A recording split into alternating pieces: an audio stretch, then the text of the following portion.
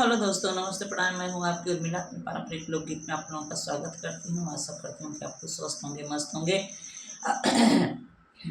अगर हमारे चैनल पर नए हैं तो प्लीज़ हमारे चैनल को सब्सक्राइब कीजिए। कोई मैं गाना अपलोड कर तो सबसे नोटिफिकेशन आप लोगों को मिले।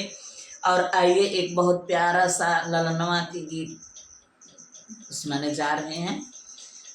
विवाह गीत है। पानी भरे गईली माँ ससुरु सगड़वायर ससुरु सगड़वायर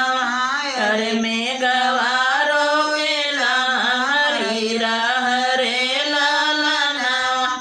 अरे में गवारो के लहरी रहरे ललनवा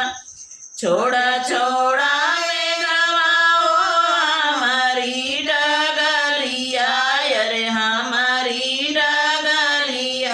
अरे दे बलौरी ननदरे ललनवा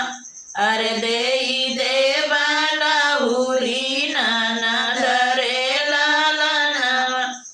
एतनी बचन बेटा सुनही ना पावे अरे सुनही ना पावे अरे दुआरे पर आई दुआरे पर पहुँचे रे ललनवा अरे आई दुआरे पर पहुँचे रे ललनवा अरे बहरे सुबाटू के भीतर सारा जिया अरे भीतर सारा जिया अरे भेजी देऊ लहुरी ननदरे ललनवा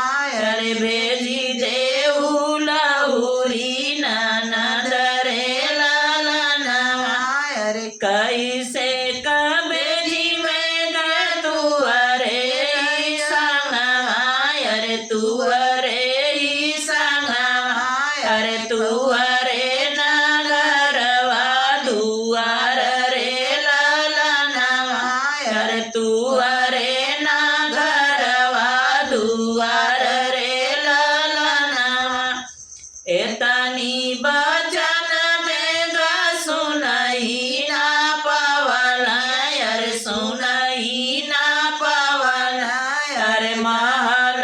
दू महल उठावे रे ललनवा अरे महल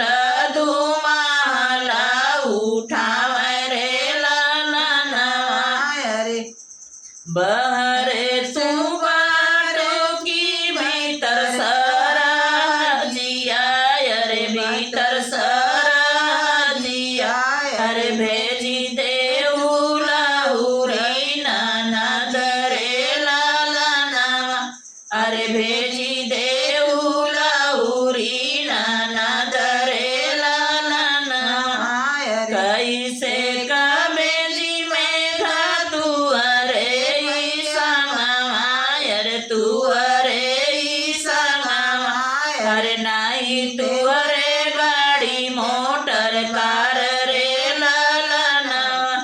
अरे नाही तू अरे गाड़ी मोटर कार रे ललनवा एतनी बचन देग सुनही ना पावे अरे सुनही ना पावे अरे गाड़ी मोटर कार लेके पहुँचे रे ललनवा अरे गाड़ी मोटर कार लेके पहुँचे रे ललनवा बहरे सुबाटू की भीतर सारा जिया अरे भीतर सारा जिया अरे भेजी देऊ लहुरी ननदरे ललनवा अरे भेजी देऊ लहुरी ननदरे ललनवा एतनी बचन सरज सुनही ना पवनी अरे सुनही ना पवनी अरे भेजी देली लहुरी ननदरे ललनवा अरे भेजी देली लहुरी ननदरे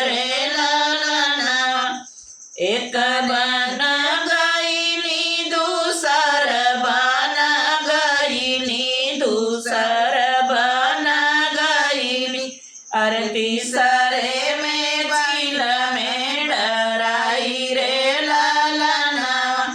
अरे तीसरे